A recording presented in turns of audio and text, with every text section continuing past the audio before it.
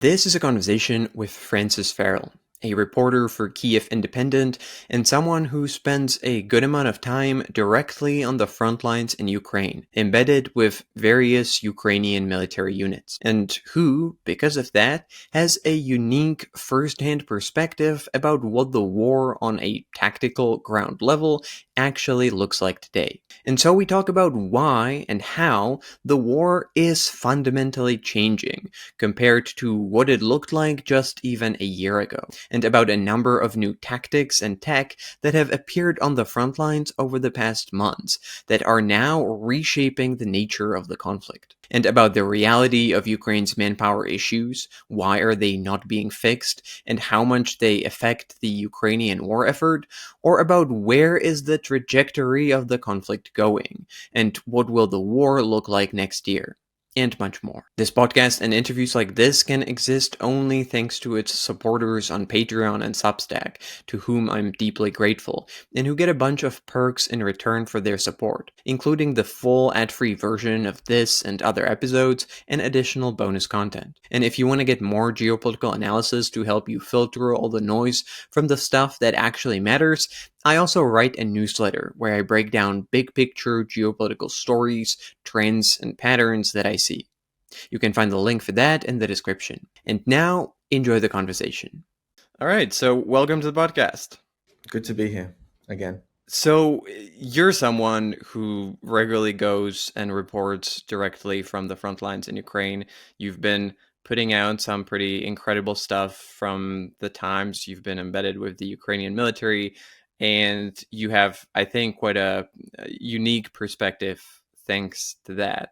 So, I wanted to start by getting your perspective on what is the situation there at the moment in terms of what does it look like on the front lines in terms of where is the front moving, who's actually winning, what are, in your view, some of the key things that people should know or be aware of?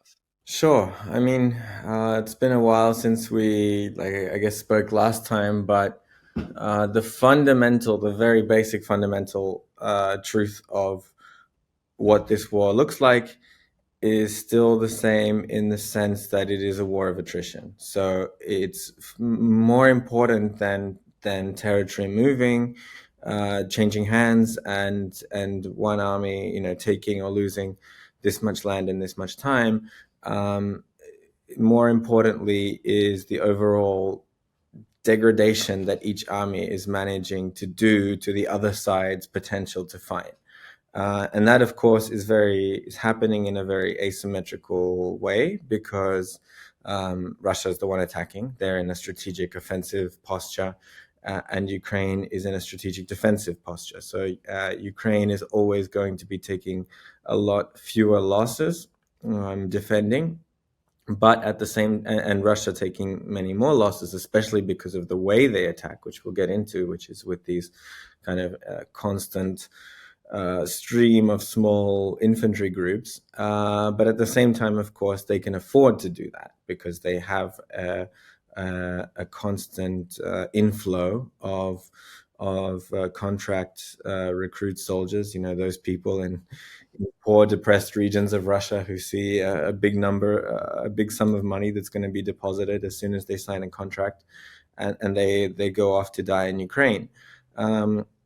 So that is still the case, that very basic truth of the war. But of course, over the last year, especially since summer 2024, we've seen more movement. We've seen more territory, obviously, being taken by the Russians, and in 2025 specifically at a higher rate than last year. And so how do we explain this? It's pretty simple in the sense that there's still no actual breakthroughs happening or collapses in the Ukrainian defense.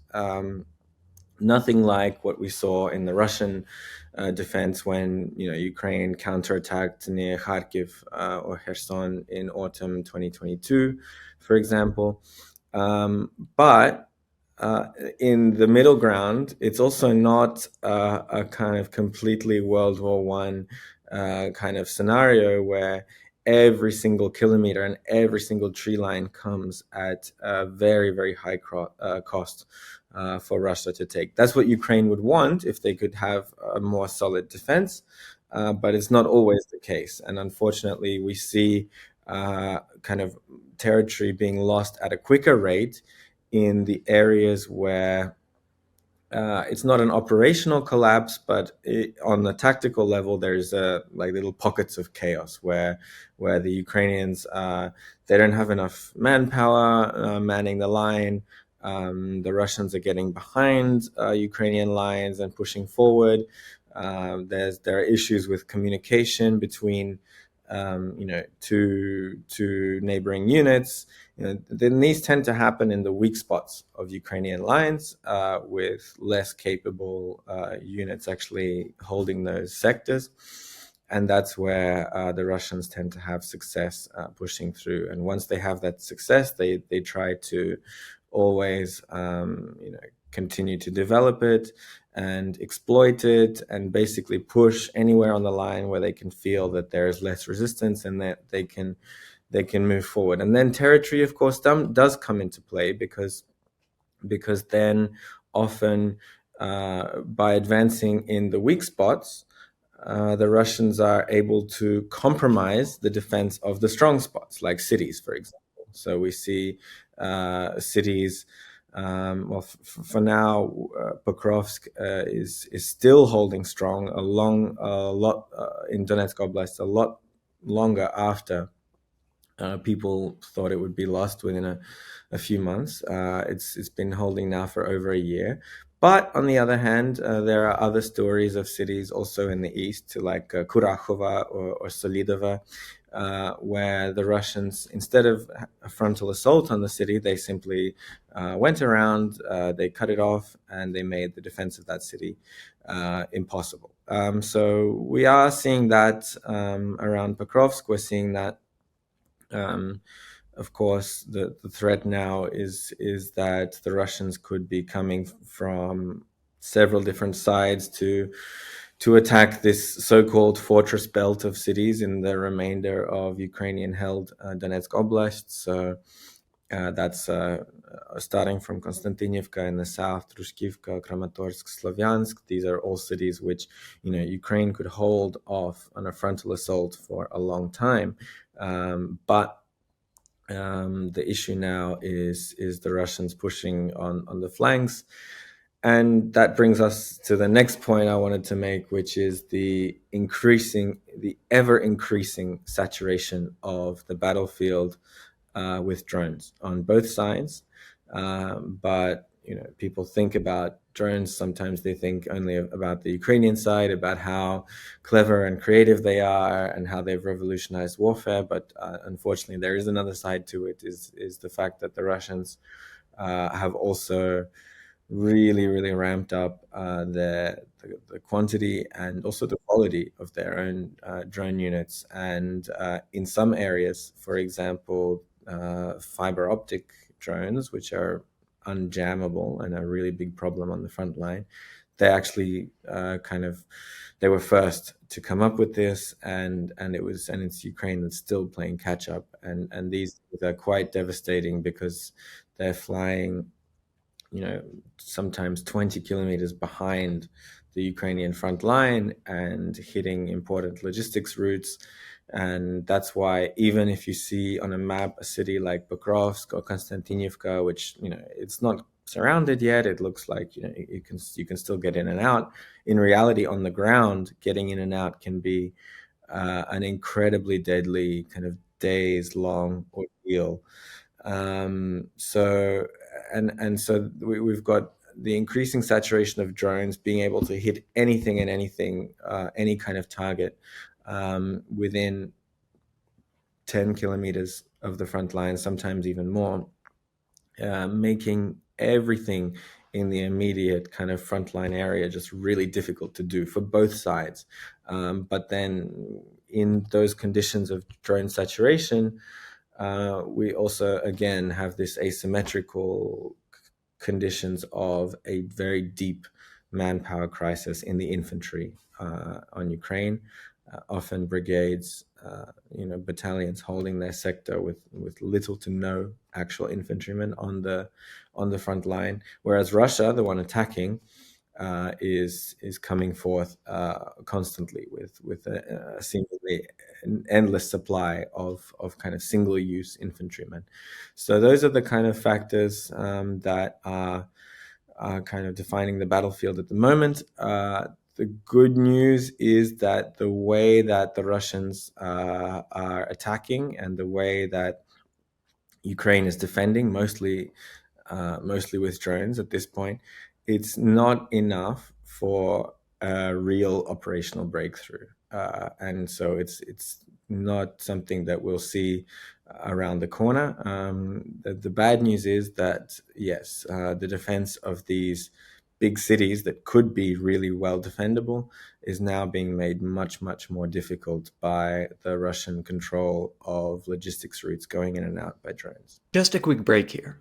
If you care about geopolitics, and I assume you do since you're listening to this, you might want to consider signing up to get my newsletter, Station Zero. Once every week or two, you'll get a free geopolitical analysis, a story, trend, or pattern of something that's really important but that most people tend to miss. Like the one where I talk about the major threat that Hungary's Prime Minister, Viktor Orban, is facing, why he's increasingly likely to be defeated in the next year's elections, why his new challenger is not at all who you would expect, and why it might be a lesson for politicians everywhere. If you want to sign up, just click the link in the description.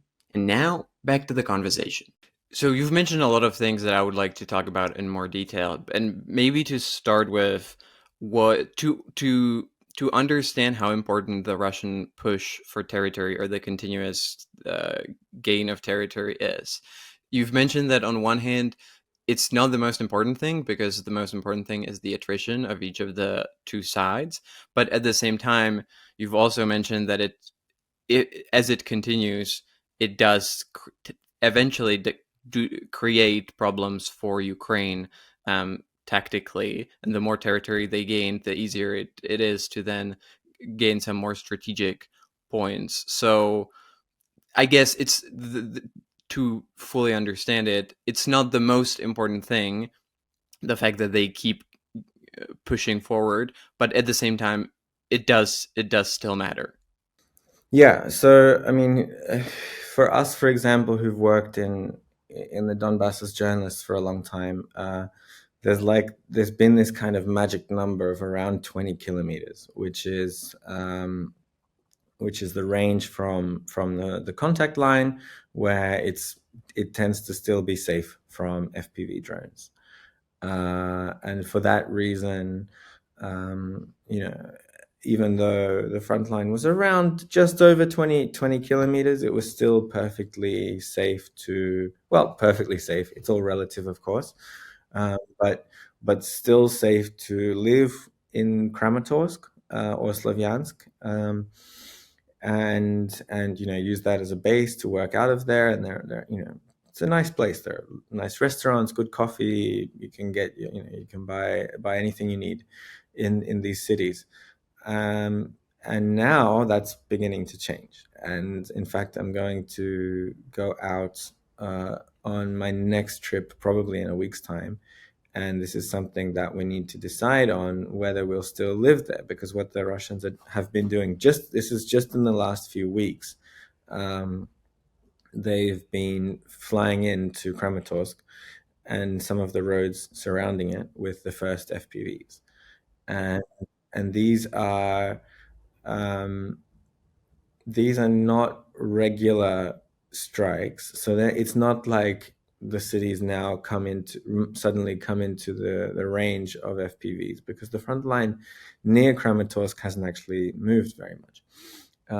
But what the Russians are doing, they're just trying with these one-off attacks to just get a little bit further, either by putting a massive fiber optic spool with like 30 kilometers of fiber optic cable, or there have been a few cases of these like mothership drones which fly, and they're carrying other FPVs, which greatly increases their range because they not only carry them further before they launch, but they also retranslate the signal um, from the FPV. So, these kind of things, it's not like they can hit these cities anytime and anything inside that they want, but it's changing the security environment for Kramatorsk. And I'm speaking as a journalist, and it's going to be difficult for me to decide whether it's safe there or not, and where else should we go and which roads should we take. It's going to be a pain, but it's a real pain for the military, who've used that city as a really big logistical base for a long time, and they need to decide very soon if they're going to leave. And of course, there's on top of that, there's civilians who've had their whole lives there, but that's more, I guess, the humanitarian side of things. Would you say that the trajectory of Russia gaining more territory, is that changing? Is it getting faster? That, for example, in August they took more territory than in April, and in April it was more than in January this year. Is that the trajectory like that? Is it there? So I think it's pretty clear at this point that there is a correlation with the weather. I think when in the first 2 years of the full-scale war, a lot of people were constantly talking about the weather, but they were loving, because this is in military doctrine. It's like, winter is the time when well, it's like they were saying, autumn and spring are the times where you can't really attack because the land gets muddy and the tanks can't, the tanks get stuck. And then winter, you can attack again because the ground is frozen. And of course, summer is the best time for offensive operations. But that proved to be not as important as it seemed. There was always heavy fighting throughout, like autumn, winter, spring. It didn't seem to matter that much, and that's because the use of vehicles in big combined arms operations like we imagine in World War II wasn't that important, because the Russians were mostly attacking dismounted with infantry. Now it's become important again because of the fact that the battlefield is dominated by a fight of infantry and drones.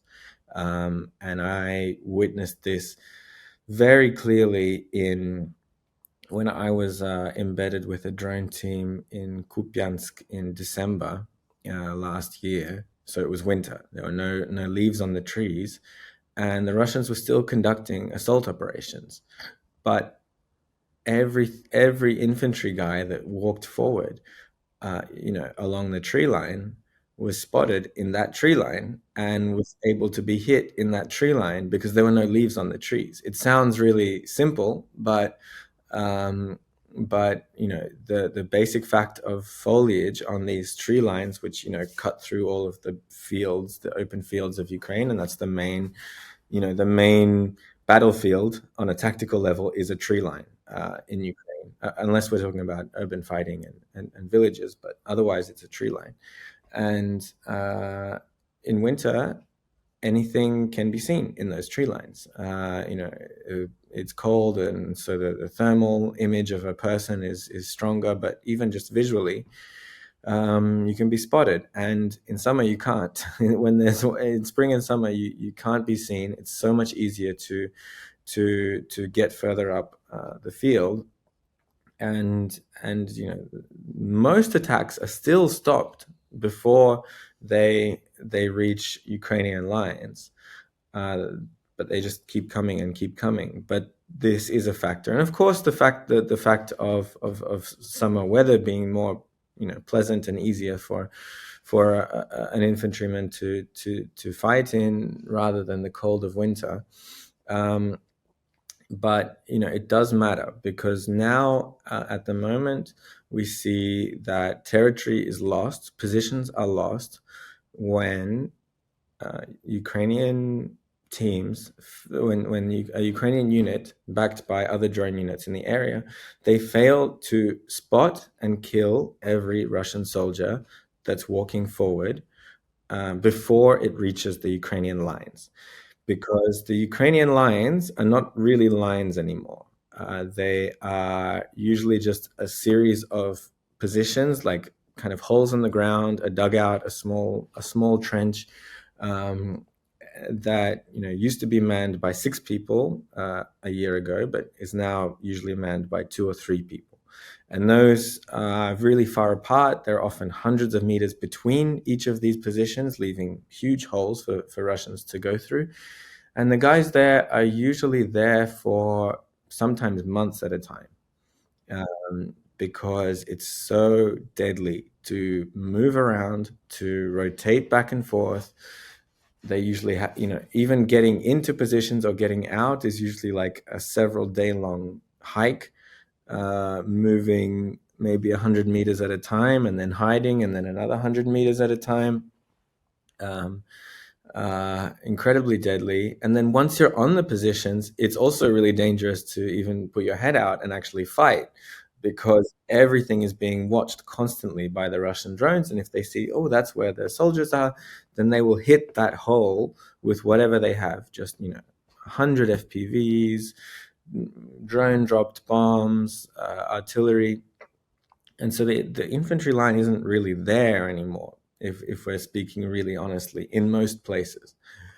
Sometimes, if it's a really favorable area to defend and it's a good unit defending it, then the infantry is still doing a lot of fighting like infantry, but most of the time not. And so the main kind of tactical logic on the Ukrainian side is to eliminate every Russian before they reach it, because once they do reach it, then you have a problem. Then they're going to infiltrate further, and then you really have to make sure you get them before they make it much further, because then they could be assaulting your own drone teams, and if they assault your own drone teams, suddenly then you can't actually see the battlefield anymore. You can't strike everything with FPVs anymore, and suddenly your whole line is in chaos. So that's the kind of explanation between, like, that I guess defines whether the Russians are successfully moving forward. But to go back to your actual question about the trajectory, so we just see, the point is that we see it climbing in spring and summer. We've seen it this year, we've seen it last year. And last year, the worst months for territorial gains were actually in autumn, actually in October and November, which is interesting. But that's when the Russians just had a lot of success down in the south of Donetsk Oblast. They took the city of Vuhledar, which was holding out for basically since the start of the full scale war. And they were just open plains, and the defense was in chaos, and they moved forward very quickly.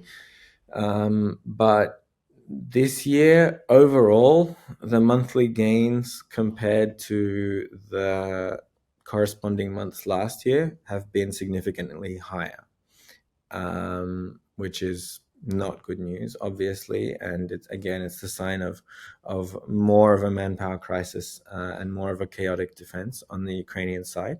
Although the Russian attacks have still come with huge losses, and there are some big success stories on the Ukrainian side, specifically the defense of Pokrovsk, the defense of Toretsk, Chasiv Yar, where they've really been able to stage very efficient attritional fights. But the big question now, there is an understanding that there's an expectation that because the Russians are not going to achieve an operational breakthrough, the Ukrainian whole front line is not going to collapse this year. Things should stabilize over winter, the same as they did last year. The question is, how bad are things going to get before that happens? Are we going to see the loss of Pokrovsk? Probably, but not the whole of Donbass for sure. Well, I want to dig a little deeper into the transformation of the fighting on the front lines that you were talking about, because I think that's fascinating, and I haven't really heard anyone else talk about it. And you've mentioned it in one of your videos, that the way I understand it is that basically previously there used to be infantry in trenches, and when Russian infantry came, it was mostly the infantry that pushed them out. But now, as you've said, because they can't really stick their head out of the trench, most of the actual fighting or pushing back the Russian infantry is done by drones that are controlled from somewhere else. And so I guess in a sense it doesn't make that much sense to still keep fighting the old way when the things have changed so much. And you've mentioned in one of your videos that there are some Ukrainian commanders who are pushing for a different way to do things to adapt to that. What would that look like? Well, I mean, this is still definitely a topic of very, very divided opinion among Ukrainian commanders. And the reason it's so divided is because we're talking about an inherent, a very deep and kind of unescapable paradox, I guess, is that on one hand, the philosophy is still there that the Ukrainian line and free Ukrainian territory ends where the last Ukrainian infantryman is standing and holding the line.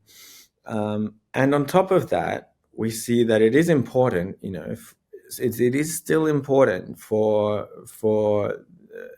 it makes a big difference when a Ukrainian brigade has enough infantry to actually have a decently kind of organized frontline string of positions. I won't actually call it a line, but string of positions. For example, one of Ukraine's biggest and best brigades, and it's not super fancy and famous because of PR or something. It's not Azov or Third Assault. It's the 93rd Mechanized Brigade. They were, holding Bakhmut, and they were fighting in some of the toughest battles in Donbass, basically since the start of the full-scale war. And I spoke just last month to the commander of the prisoner battalion in that brigade. And they have a battalion of volunteer prisoner soldiers. People who've come out and because they're prisoners, they're hard guys, and you have to deal with them in a different way. But they're hard guys, and they're volunteering. Once again, they're volunteering as opposed to the mobilized soldiers who now form the vast majority of Ukraine's infantry, because no one wants to be in a position for months on end. And this brigade and their prisoner battalion has, I mean, other brigades also have prisoner units, but this brigade has the best one. They have the best kind of reputation for really looking after their guys and fighting well, and so they get the best pick of the volunteer prisoner soldiers. And because of that, the brigade is actually able to fight with infantry, which almost all other brigades are like, with a properly decently manned infantry component, which most brigades are really struggling to do at this point. And that still does make them a much better brigade on the field. It still makes them much, much better to keep a solid defense. So the places where the Russians are really breaking through, and these weak points, those are the areas where there's basically no infantry left, and usually that also correlates with the brigade also not having a very good drone unit. Unfortunately, these are like territorial defense or less well-known brigades, and all of those factors combined, but especially the infantry, is what allows the Russians to make these gains. But at the same time, having said all of that, Ukraine's infantry kind of crisis is not improving, and it's almost impossible to solve because the battlefield is just getting more deadly for these guys. They just, the average time of 2 weeks becomes 2 months, becomes more. No one wants to be there. So you're relying on mobilized troops, and mobilization is the most difficult thing. You could make the problem better, but it's almost impossible to see a return to solid lines of infantry in the Ukrainian defense, and so inevitably, even though it's not a problem that you want to have, it will be a question of, as you said, learning to fight, um, basically, basically without infantry. What they were saying there. I mean, it's still, even when the infantry situation is really dire, it's still good to have people there because they are often the first eyes and ears on the battlefield, so they often play a reconnaissance role.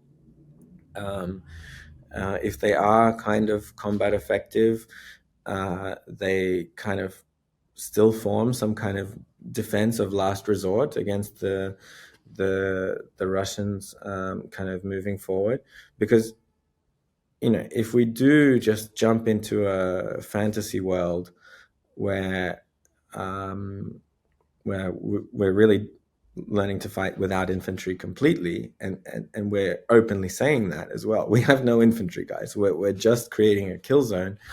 Um, then that's not easy as well, because that means that all of the Russians' fire assets are now only going to be focused on your drone teams. They're going to be just hunting and looking for those drone teams all the time.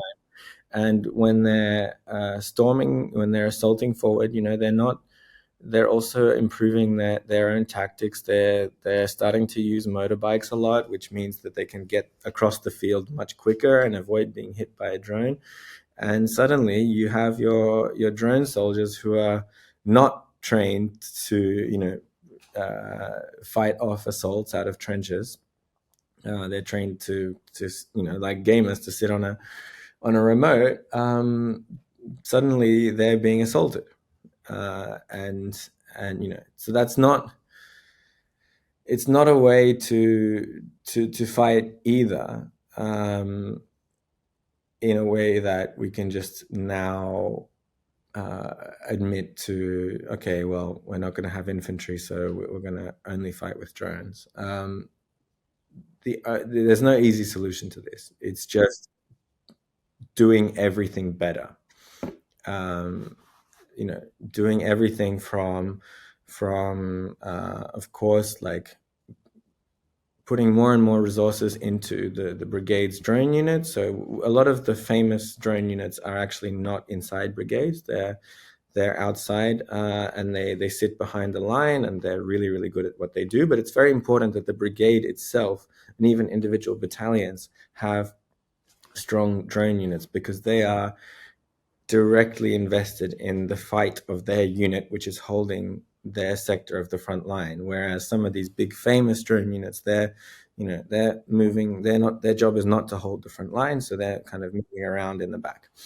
Doing all of that better, making sure they have better equipment, better training, better ability to find and kill every Russian that comes forward. But still, try and look after your infantrymen. Try and keep them from just make the conditions in which they're fighting the best as they can be. And that goes all the way up to the higher command, and that's where there are also problems in the Ukrainian military with that kind of not being, the lives of their infantrymen not always being prioritized.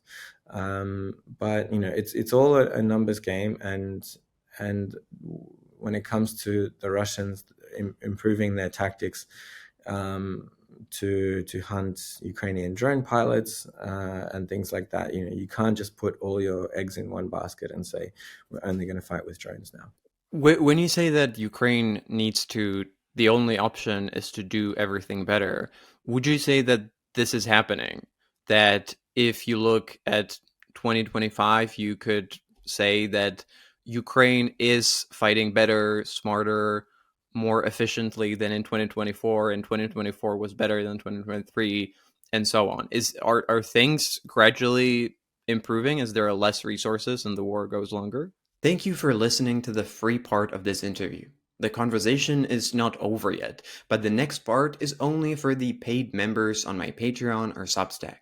I try to make the best possible geopolitics content, and I put a lot of effort and time into this podcast. And there's quite a lot of costs that I have to pay that are associated with it. It's the supporters on Patreon that allow me to do all that, and making part of every single interview exclusively available only for them is my way of saying thank you, since without them, it just wouldn't exist. So if you want to listen to the rest of the interview, ask questions to guests who appear on the show, or myself, get bonus content and my own takes on geopolitics, become part of an active community of geopolitics enthusiasts, and most importantly, make the continued existence of this podcast possible, do consider becoming a supporter. It really helps. To join, you can find the link in the description or go to patreon.com/decodinggeopolitics.